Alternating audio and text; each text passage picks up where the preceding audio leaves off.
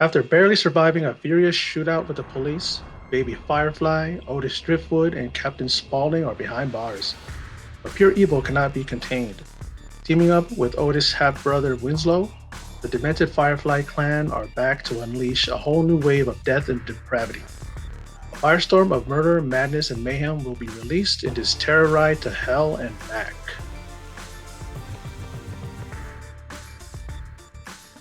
Now, that is the synopsis of what I have to say is probably one of the worst movies from Rob Zombie. That's saying much, that's saying a lot because I have not seen any of his films since the remake of Halloween. I didn't see Halloween 2. Didn't see Lords of Salem. Didn't see 31. But I'm talking about the films that I have watched. This movie is the third film in this Firefly trilogy. I guess it's a trilogy. Way it ended. Is it going to just be a trilogy, or is Zombie gonna dredge them back up again? I gotta tell you, man, he's I'm a fan. You know, got this at a Rob Zombie concert back in what was that 2013, and I've always been an admirer of his movie work because I can see that he has a good vision. I've said in the past that he needs someone to direct his films because he can write, he has a good creative mind, but it just seems like he's getting worse with his directorial efforts lately. This movie really was just predictable, and it really suffered from Sherry Moon Zombie's awful acting. Now, I've never ever thought that she was a great actress, but I always thought she was passable in this role as Baby Firefly. But she's trying to be crazy. She's trying to show what she's all about, like what we know from her character. But it seems like she's trying too hard to be the young, you know, Baby Firefly, when she was young, when she first started doing this role. It doesn't work for someone her age, Sherry Moon Zombie. This right here confirms to me, and it lets me see how bad of an actress she really is. She was over the top, she over emoted, she was trying to be like, those crazy people that always say all these crazy things and talks about, uses real weird analogies for common things, and it didn't work, you know. And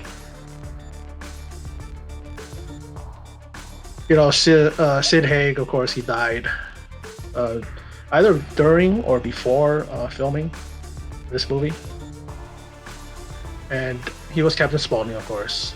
And maybe this movie, was missing him because Robert Brake, who played,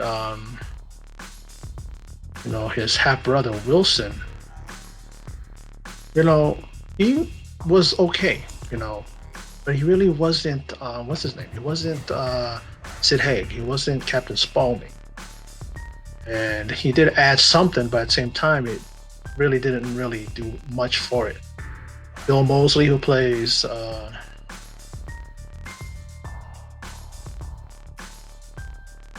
Otis, was his usual self. You know, I think it was more interesting when I would see him. I mean, the first 10 minutes, I already tapped out. Then I hung on for like additional 20 minutes, up to 30 minutes, and I'm like, okay, I might be done. I might turn this off. And then when they got reunited after, the baby Firefly was broken out of jail, it started picking up. I'm like, okay. The last 20 minutes was actually what I was looking for. All out mayhem, blood, or I mean, there was that spread out, of course, but I'm talking about straight up just nonstop. That's what you need. You don't need a story. You don't need great acting. You don't need all of this stuff. But it's really sad when I say you don't need great acting, and here I am criticizing Sherry Moon Zombie, but her bad acting ruined the movie. You can have a movie that someone that acts bad, and you're like, I could watch the movie still. She was awful. She was grating. She really, really just got under my skin. Not just under my skin, but even under my bones, right in my organs. It was just, I got an itch. So such a bad itch from this movie that I couldn't get to it. And I'm just like going, oh God, this movie's so awful. I mean, you had the usual cameos in this movie. Clint Howard played a clown. Thea Wallace, so I had to keep watching her. This Greta, the prison guard. And I go, that's Dee Wallace. Didn't realize it was her until, because Dee Wallace is, older now, much older. Last time I saw her, she was maybe, 10 years younger. So, it's like, okay, that's her. We had Tom Papa in there as the, the news reporter. I recognized him. I just didn't have the name. I mean, who's that? And it's Tom Papa. I said, okay. And you had Danny Trejo, who gets killed in this movie by Otis, and then that triggers his son, bring in the this Mexican cartel and mask, looking like a wrestling faction, a wrestling group, like, are they gonna put on a wrestling show? What are they doing? And they couldn't even get nothing done. All of them were killed, except for the leader. And then he gets put in a coffin that they brought, 3 of them for those 3. For Baby, for Otis, and for Winslow. And it ends up that he ends up in the coffin. Otis just sprays gasoline on him, and they light him on fire, and they watch him burn. I gotta say, the actor who was pretending to be burned did a good job. It made me think like, oh, that's how it is. That's how it looks like when you're being burned alive. Good acting for him. If someone was gonna get an Oscar, it would be him, for an award for knowing to act like you're being burned alive. That's a really good accomplishment. Probably the only accomplishment in this movie that was worth of note. Rob Zombie, like I said, I'm a fan. I love his music. His movies have been hit and miss. Devil's Reject still, to me, is his best movie. And to me, Rob Zombie, it just looks to me like it was a vanity project. I mean, every movie he's always putting his wife in it. Apparently, even Hollywood and all these other companies and whatever don't really flock to her and want to put her in their movies. I mean, usually they see a pretty face and they put her in a movie, whether she can act or not. But I guess she's so bad, Sherry Moon Zombie, that that nobody wants to have anything to do with her. So she's continuing to be employed by her husband. Is that all she's good for? Like, she's going to star in her husband's films? I mean, she may have been appeared in some other films, but really, is there any more films that she's done other than her husband's? I gotta say that this movie really was missing one main thing, like I said before, and that was Sid Haig's presence in the film. Because I could tell you straight up that the previous films, Devil's Reject and House of a Thousand Corpses, is him. It's him that everybody wants to see. It's, I mean, I gotta say that in Devil's Reject, and I saw it in the theaters, and that last frame, when you see them in the car and they're driving, and they actually used that very scene in the beginning of this film.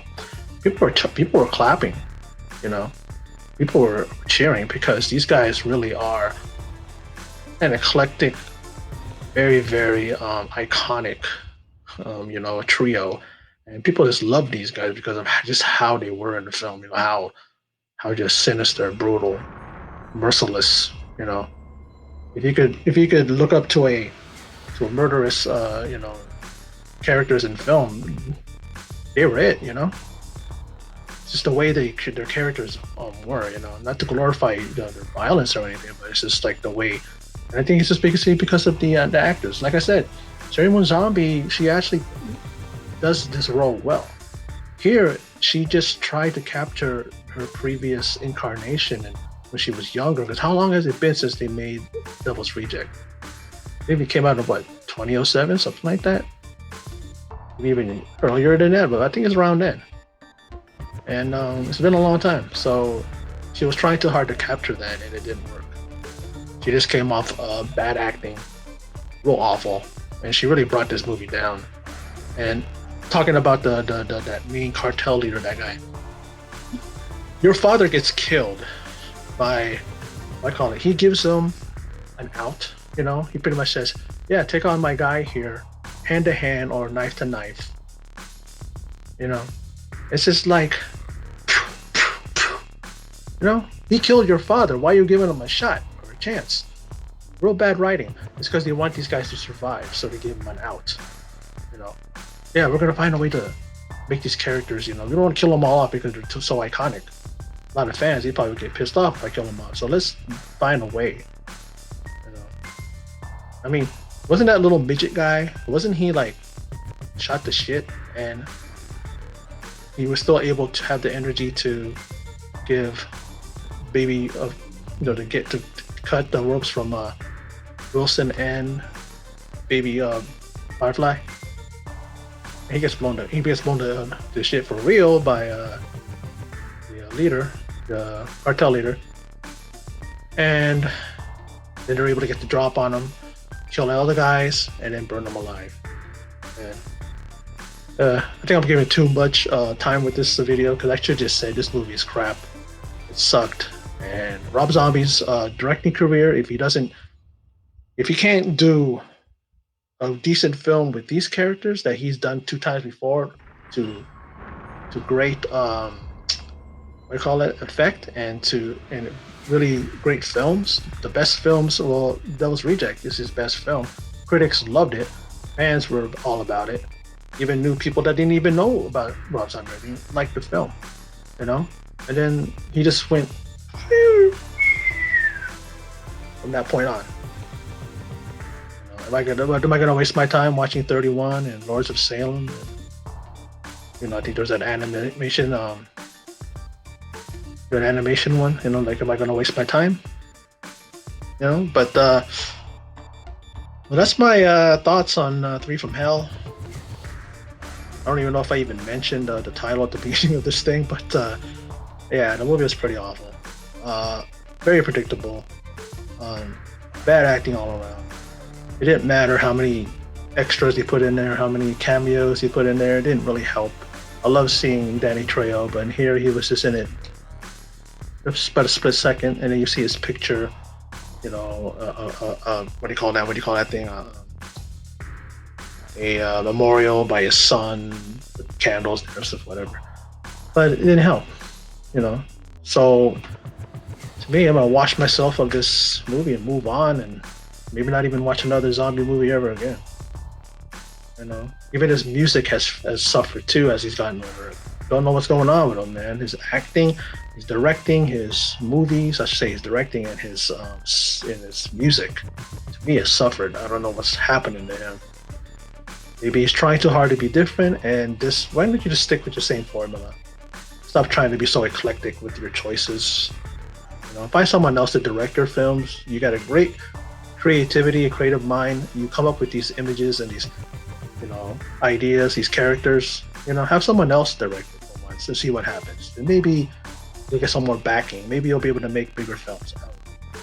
But like I said, that's my review and, you know, review my thoughts on Three from Hell. And that's that. So for those of you who stopped by and checked this video, I appreciate it. And in closing, and as always, take care. Please remember to subscribe, click like, and click the bell icon for all notifications on this channel.